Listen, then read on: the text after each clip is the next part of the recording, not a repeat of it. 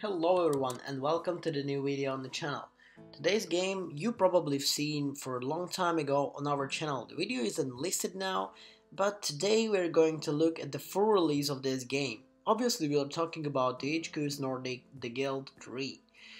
Well, before we dive deep into the game, what's cool about it, where it might be better and whatever, I would like to ask you if you're subscribed to our channel, press on the notification button. This will be really very cool for us.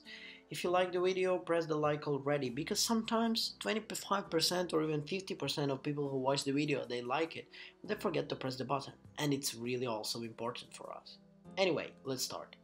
The Guild 3 became an early access kind of a hell on Steam. It was for 5 years, almost 5 years of early access for this game, and now it releases in a version 1.0. Well, what can we say? When we first reviewed an early access game almost 2 or 3 years ago, well, it wasn't the best experience. Did it change? Let's dive deep into this thing. It's the kind of a business simulation that surprises you in every way. Well, why? Because it has really something cool about it. Well, if I would mention what it is, it's something similar to Sims but in a medieval age.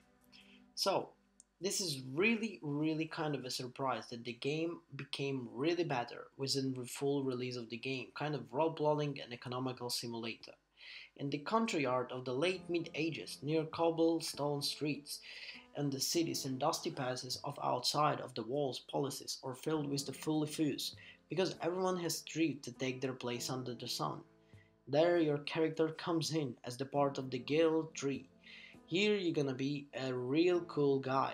And, well, you might not be a cool guy, but anyway, you're gonna try really hard.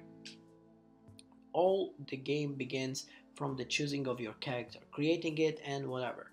The ascent to success in the beginning was the choice of game conditions. Before the game starts, we have to determine the appearance of the world, the corporate colors of the dynasty, and of course the city, and in fact the scenery, where we have to move up. From external components we smoothly pass to the practical matters. For example, the initial capital position in the society, where to start as the poor man with the couple of pennies in the pocket, or to start as the cool aristocrat that's going to really be kind of the capital guy in the country. And also, it's not all necessary to start from a social bottom and discover the fascinating world from beginning. It's actually much more fun to break through from the bottom.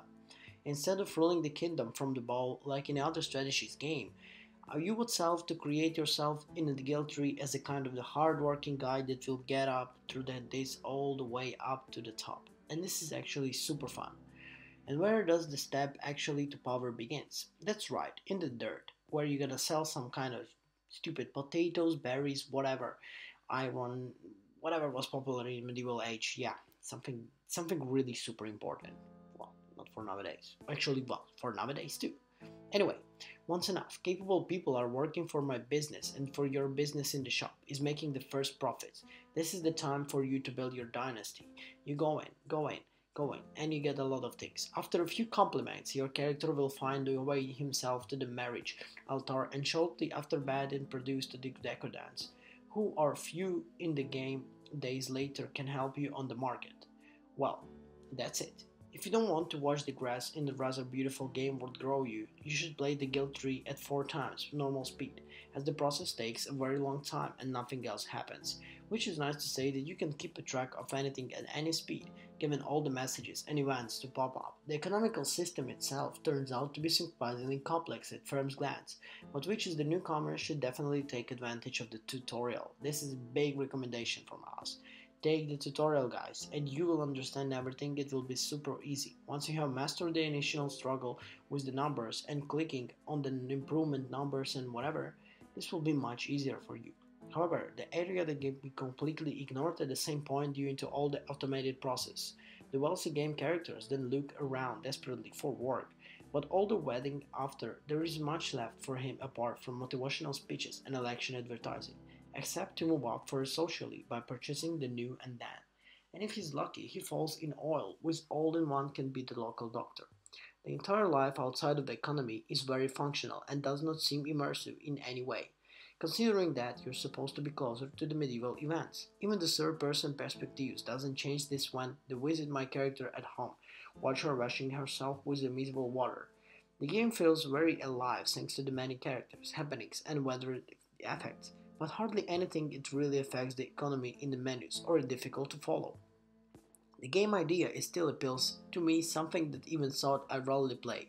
The Guild 3 would be the best like to. Most of the time I'm busy waiting and trying things out. We said a lot it really happens in the number leveling up. Very little it's actually automatically represented in game. If I don't have the third dream of the Bell Guild and the many of funny moments, I would probably have thrown in the towel long ago. But the game brings you really cool fun. And this is why we love games, guys. So, kind of to sum it up, in a strange way, Guild 3 is entertaining and relaxing at the same time, and yet you can still find yourself kind of the grand plan and wondering what can be done. You kind of overthink, you think it's fail, oh, and then you're pissed off. Time and time again, you realize that the game is not really that complicated. There is also real alternative for what Guild 3 offers, even if it doesn't well. But my hunger is so really cool that you wanna be a kind of the king in your own kingdom. The fixes where I didn't mention in this video, and if you want me to go down deep in what can be fixed in the game, we can go down in that. But from cool things, the game is fun and this is the most important. So I'd like to see you in the next video and comment which game next you wanna see. Ciao.